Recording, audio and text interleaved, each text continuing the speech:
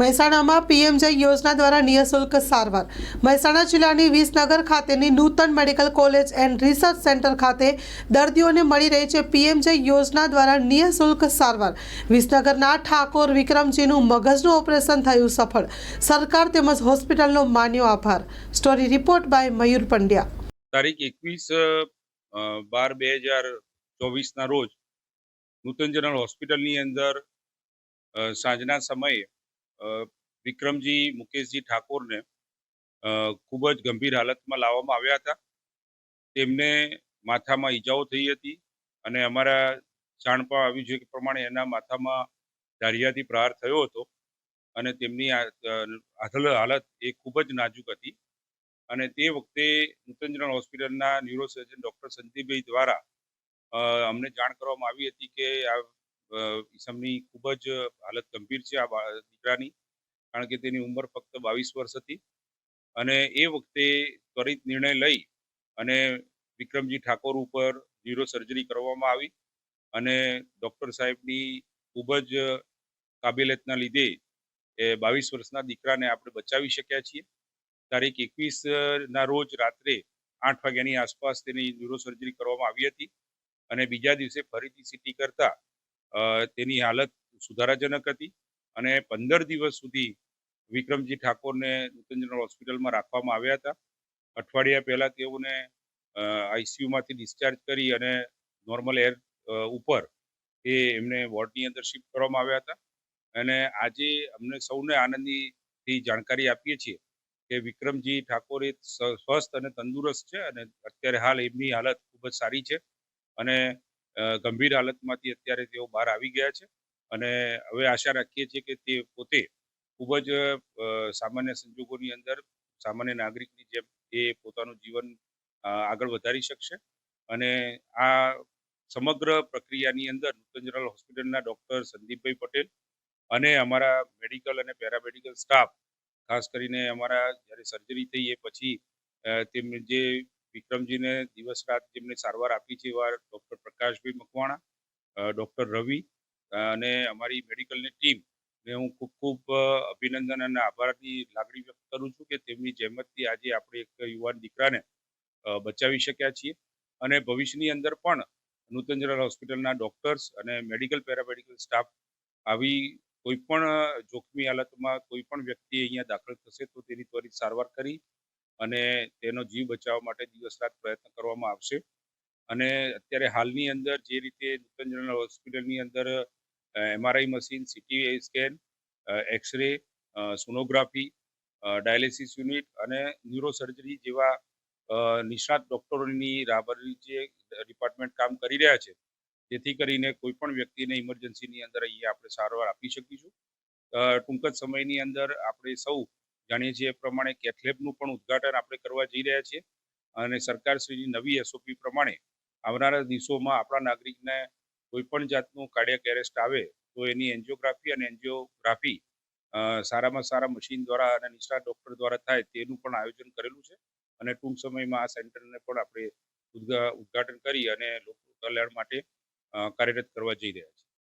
વિસનગર નૂતન general હોસ્પિટલની અંદર ઘણા સમયથી ન્યુરો ડિપાર્ટમેન્ટ શરૂ કરવામાં આવ્યો છે. અત્યાર સુધીમાં ઘણી બધી સર્જરીઓ અત્યારે ન્યુરોસર્જન ડૉક્ટર સંદીપભાઈ પટેલ દ્વારા કરાવવામાં આવી છે અને ખૂબ જ આનંદની વાત એ છે કે 100% રિઝલ્ટ અત્યાર સુધી આપણને મળેલું છે અને તમામ સર્જરી એ સફળતાપૂર્વક પાર પડી છે અને તમામ પેશન્ટ અત્યારે ખૂબ જ સારી રીતે સ્વસ્થ થઈ અને આ હોસ્પિટલમાંથી ડિસ્ચાર્જ લીધેલ છે. જ્યારે વિક્રમજી ઠાકોરને ઘાયલ અવસ્થાની અંદર નૂતન જનરલ હોસ્પિટલમાં લાવવામાં આવ્યા ત્યારે તેમની સર્જરી અને સારવાર એ ત્વરિત શરૂ કરવામાં આવી હતી. અમારી જાણમાં આવ્યું કે વિક્રમજી ઠાકોરના પિતા એ રિક્ષા ડ્રાઈવર છે અને તેમની પાસે PMJY કાર્ડ પણ હતું નહીં.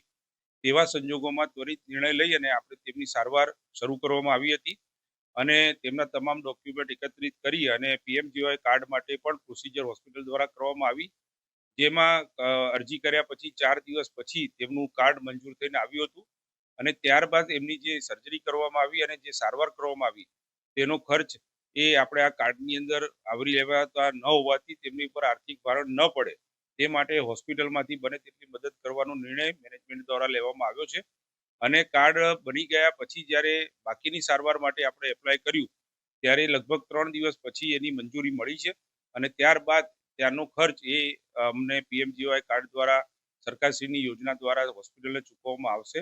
પરંતુ આવા પેશન્ટને અને આવા પેશન્ટની આર્થિક પરિસ્થિતિને ધ્યાને લઈ અને નૂતન સર્વ વિદ્યાલય કેળવણી મંડળ કે જે પ્યોરલી ચેરિટેબલ ઓર્ગેનાઇઝેશન છે એ લોકોની સ્વાસ્થ્ય માટે અને લોકોની સુવિધા માટે આર્થિક રીતે જે નબળા વર્ગના દર્દીઓ આ હોસ્પિટલમાં સારવાર લેવા આવે છે તેમની પાસે કોઈ પણ નફાની આશા સિવાય તેમને ત્વરિતમાં ત્વરિત સારવાર મળે, પૈસાના અભાવે તેમને કોઈ તકલીફ ન પડે એ ધ્યાનમાં રાખી અને અમે અમારા ડૉક્ટર અને અમારી હોસ્પિટલની ટીમને જાણકારી આપી છે કે આવા કેસની અંદર ત્વરિત નિર્ણય લઈ અને દર્દીના પોતાની સારવાર માટે અને એના પોતાના જીવને જોખમ હોય ત્યારે એને બચાવવા માટેનો સંપૂર્ણ પ્રયાસ કરવામાં આવશે અને એ પ્રમાણે પણ વિક્રમજી ઠાકોરની અમે આ સારવાર કરેલી છે. મારું નામ મુકેશજી કચેજી ઠાકોર, ગામ વિસનગર, કરાદરાજી રહેવાસી. આ વિક્રમ મારો દીકરો થાય. માતાની ઈજાથી ખૂબ ખૂબ પરિસ્થિતિ અને ગંભીર ઈજાથી નૂતન હોસ્પિટલ મેં દાખલ કર્યા. નૂતન હોસ્પિટલ દાખલ કર્યા. કોઈ સારવાર રૂપિયો લીધા વગર પ્રકાશભાઈ સાહેબનો ખૂબ આભાર. એને ઓપરેશન સારી સફળ બન્યું અને જેથી કરીને નરેન્દ્ર મોદીનો આયુષ્માન કાર્ડ કાઢ્યું એ પણ અમે ખૂબ આભાર માનીએ છીએ. નરેન્દ્ર મોદી ખૂબ આભાર માનીએ છીએ વડાપ્રધાનનો, જેથી કરીને એમાં ગરીબ પરિસ્થિતિઓને આવી સારવાર મળે એ બદલ હું ખૂબ આભાર માનું છું.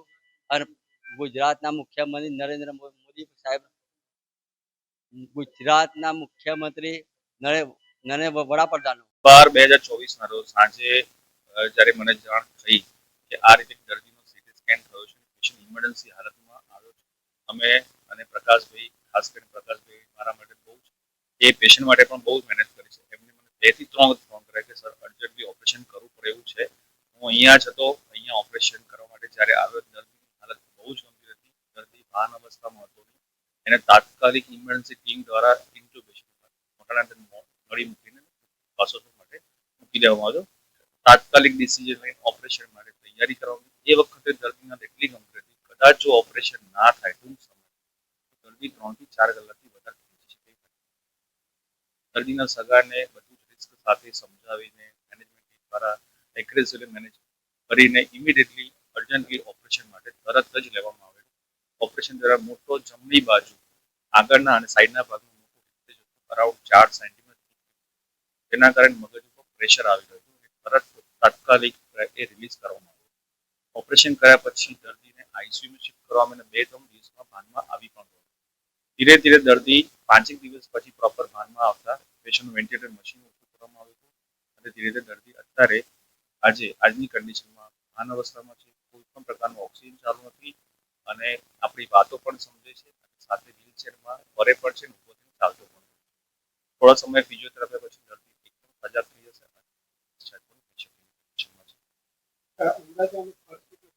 આશરે જો અમે પ્રાઇવેટ પ્રેક્ટિસમાં સમજીએ તો આ પ્રમાણે આ દર્દીનો લગભગ 4 લાખ છે, જે અહીંયા ટોટલી ફ્રી ઓફ કરવામાં.